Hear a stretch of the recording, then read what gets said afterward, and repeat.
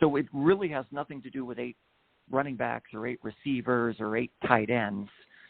In this case, I'm trying to at least ensure that I'm dictating from some strength to build upon. Because if I had drafted a team of balance in May, I think there's a far greater likelihood that I'm going to be cutting more of those players come September. So in this case, right, it's really unlikely that I'm going to be cutting my worst running backs. I'm not going to be cutting my tight end. I'm not going to be cutting probably at least 2 of my quarterbacks, nor my defenses. So there's a good chance that I'm going to be holding on to 13 or 14 of these slots, which I think is very difficult to do over the course of a season. And then it will allow me to laser focus on what I truly, really need. And, of course, it comes with a lot of risk because, like Pharrell said, people are going to be watching. Does that answer your question? Yes, it does. Yes, it does. I think that is a solid explanation for that as well. One other thing I want to point out here, and I think this is going to be an opportunity for you to kind of expound on everything you've been talking about tonight.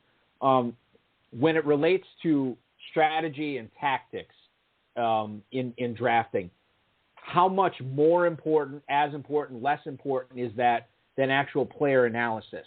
Because based on a lot of the stuff that you've been saying tonight, somebody could walk in with a casual knowledge of high-stakes fantasy football, apply something like this, and be very successful, right?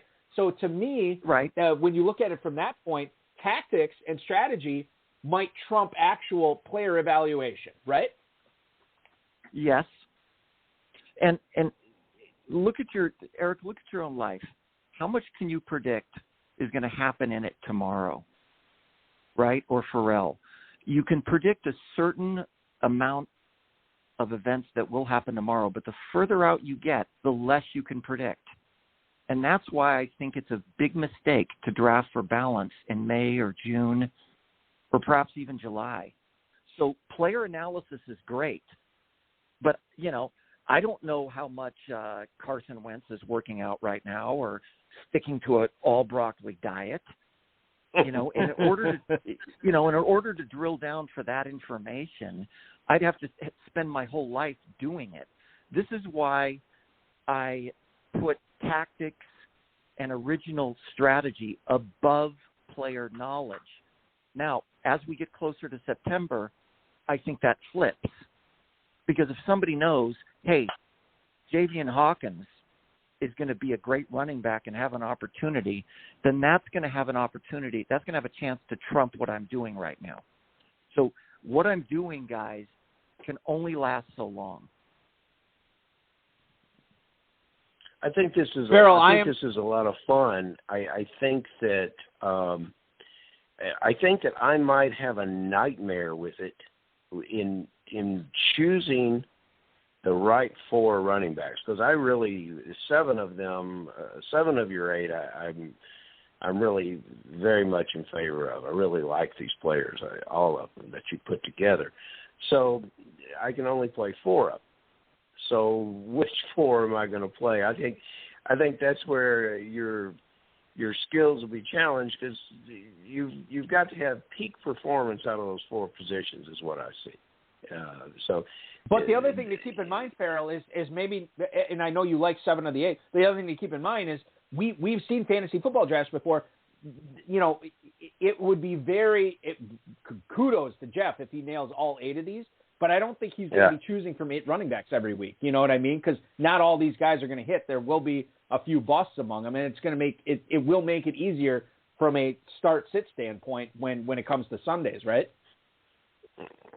I don't see necessarily too many busts in these players, Balky, but maybe so. And Jeff, we've had players come on the show and talk about what they did in free agency in August and September last year, most notably with James Robinson, who was a free agent. And so, it's much more legitimate to believe that free agent wide receivers will show themselves as being value that you can that you can pick up. So I very much believe that you can go forward with this and make it work. I doubt if I'm going to do it, but damn it to hell, I'm going to be tempted.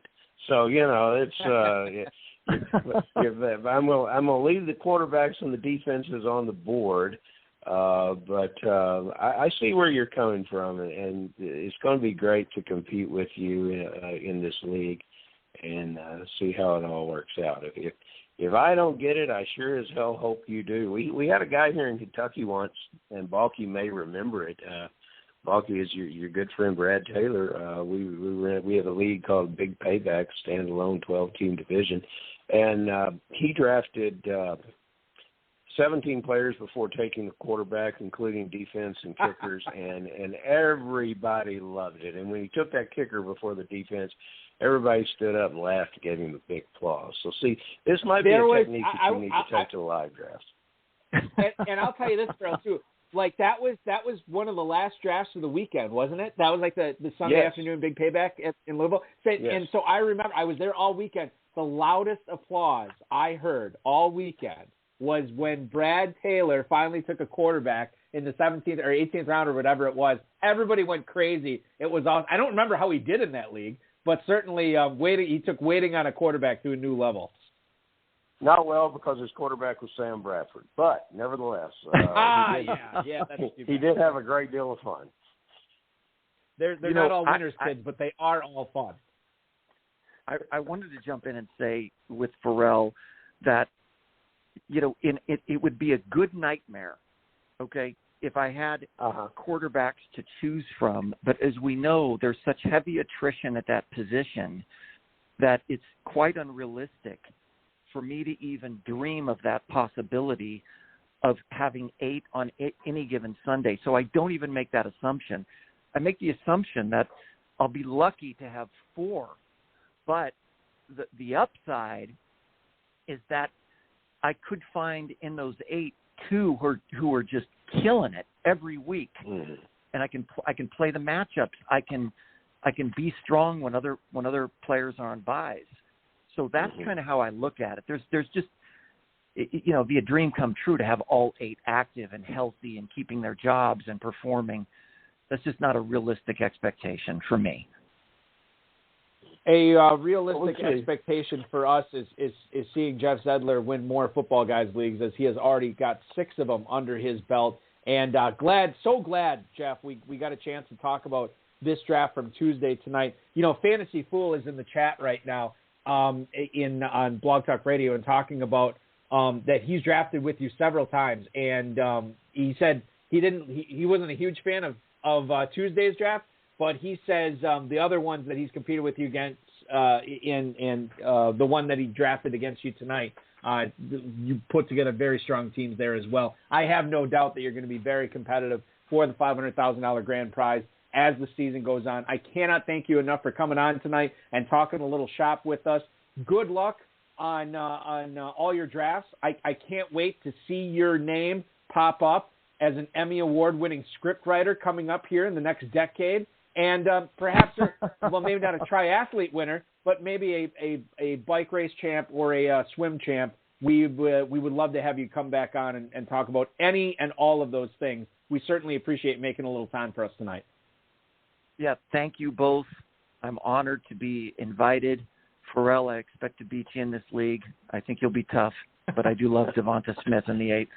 Okay, so thank you guys anytime, and I appreciate your time as well. Thanks, Jeff. Appreciate it. You be good, man. We'll talk to you again soon. Likewise, gentlemen. Thank you. Jeff Zedlar. Thank you so much. Jeff Zedlar, ladies and gentlemen, the Area 51 was his team name, drafting next to Farrell Elliott on Tuesday night in the Football Guys Players Championship. 6-time league winner in the Football Guys Players Championship. So, Farrell, a lot to unpack here. I know that the chat room was abuzz with discussion of a lot of the stuff that Jeff was talking about. The first thing I'll bring up with you, what's your opinion on, and I guess you can break this down on early season drafting, mid-season, late season drafting.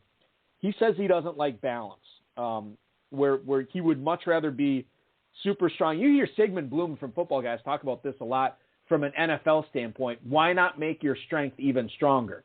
And I think that was sort of Jeff's approach, right? Obviously, he wants to be uber strong at running back, and I think that the fact that he got those two defenses in the 12th and 13th, he probably feels like he's going to be very strong there. He gets Hurts and Joe Burrow, and Tannehill, and he just assuming that two of those guys are going to hit, and the other one he'll end up dropping.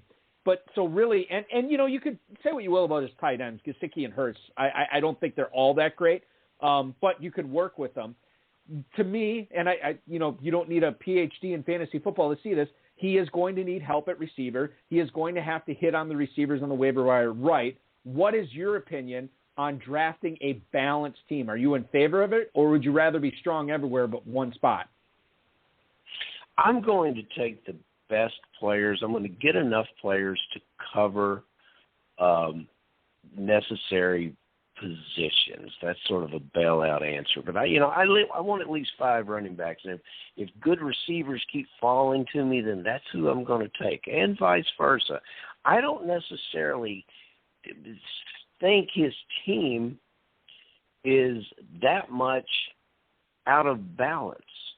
I think with his 8 running backs and the way the draft was falling and how he was making everyone else scramble to grab running backs, that there was low-hanging fruit of wide receivers that he wouldn't pick while he was picking players that are going to give him lesser points at other positions. And he did not need both these defenses. He just didn't need it. Now, look, I think that he's having a blast doing this, and his drafts may be like some of his scripts. His scripts are sitting, they're sitting on a shelf somewhere, and somebody's going to pick one up and say, hey, we can do something with this. And then we'll have a hard time getting Jeff on the phone to play as many fantasy teams as him. It'll be great. And, so you come back to this and you say, well, what would I have done differently with this? Not a whole hell of a lot. And maybe he did a hybrid of my philosophy and his philosophy, and we could have some fun with this. I think it's, I think he's on to something here with make your strength even stronger. I don't think he is aware that in his running backs, you take injury out of the equation. If these guys stay healthy, he's sometimes it's hard. He doesn't need to make any lineup changes on Sunday morning. Think long, think wrong would be the Baldwin way of going about it. Yes, you are 100% right. He needs to make his lineup decisions after his waiver wires. Well, no, they run on Sunday morning. Yeah, he's going to drive himself crazy with this team. But he could win and drive everybody else crazy with it, which would be fun. But I was hoping I would get a different Hayden Hurst answer. That's the only place where he let me down, because I think a lot of people are sleeping on Hayden Hurst.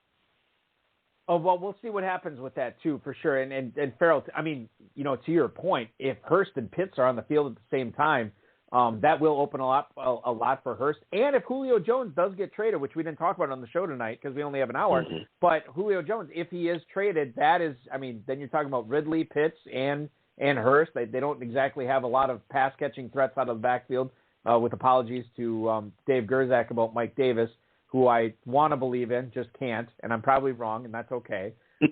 But getting back to one other thing that you said tonight, Farrell, when you're talking about his running backs, you said you like 7 of the 8 running backs that he had drafted in the first 8 rounds. Who was the one that you didn't like, just curiously? I'm not a big Edmonds guy with where he took it. Okay. Is it because of Connor? It is. And it's because of the quarterbacks, it's because of the receivers, it's because of a lot of things out there.